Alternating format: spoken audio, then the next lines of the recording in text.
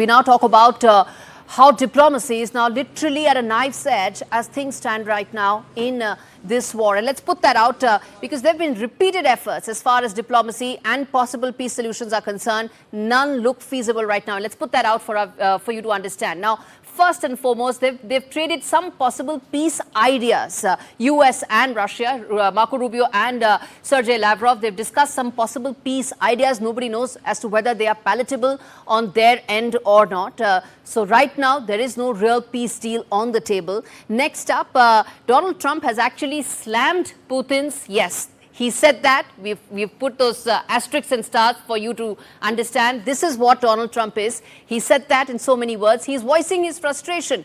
This is a president who said that I'm going to end this war in 24 hours. It's nowhere close to actually being possibly ending anytime soon. And that frustration that is being voiced tells you that America is also having its back to the wall, running out of options. Next up, Republican hawks are now rallying behind Donald Trump to be able to, for some tough sanctions against Vladimir Putin. If that happens, look at the huge departure that America itself would have gone in terms of policy, because here Donald Trump was talking about sanctions waiver for Russia, saying that Putin is going to help him solve several problems as far as the Middle East is concerned. Now there's a potential sanctions on the Russian president himself. Listen in to what some of the Republican lawmakers had to say when they were pitching for those tough sanctions.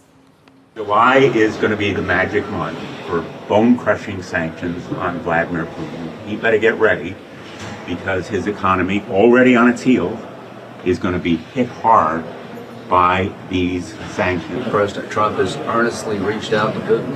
I applaud his efforts to end this brutal bloodbath in Ukraine. But it takes willing partners. Ukraine has been willing, Putin has not. I think you'll find in the Senate broad support for Ukraine. I think the president trying to be a mediator just simply hasn't had the success that all of us hoped he would have. Now it's time to face the fact that Mr. Putin wants war. He has no intentions of stopping, as many of us have said from day one. Next, what is the kind of sanctions and tariffs they're looking at? 500% as far as some of those Putin backers are concerned. That tells you nothing but America's frustration, because as I said, there is no peace deal on the table. Let's move ahead and tell some of the other 2 points that tell you why diplomacy is on a knife's edge. Trump blames chaos on own team's missteps. If he feels that things could have turned out differently had they handled the situation better. Lastly, now, Zelensky is pressing for both EU and the US for some sort of an urgent backing. Remember, there's also been back and forth as far as whether or not Ukraine should get weapons. If it's getting weapons back, then look at the kind of departure that the war has itself taken, because Donald Trump said he's not going to give weapons to Ukraine till about 3 weeks back. As I said, diplomacy is on a knife's edge. And let's get in Fred Meyer to talk more about this. He's a journalist joining us from Russia.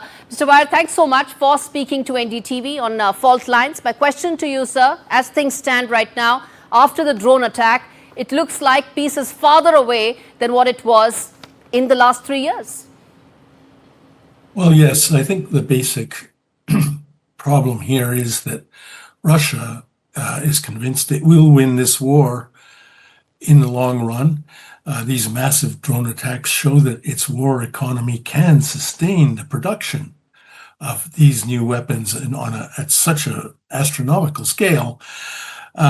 And the Russians have spelled out their war objectives rather clearly in several occasions. Putin, his foreign minister, other officials have made it really clear what their bottom line war objectives are.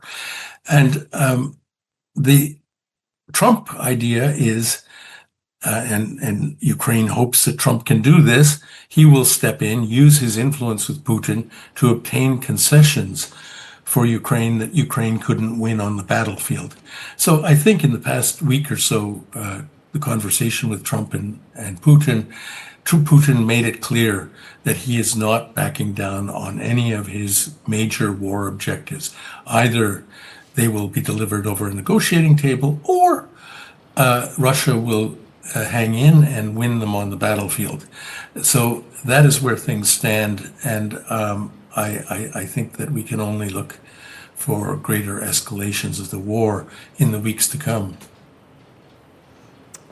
All right, let's leave it there. Mr. Fred Weyer, thanks so much for speaking to us. Hopefully the next time we'll talk about more peace options rather than battlefield really providing all the solutions.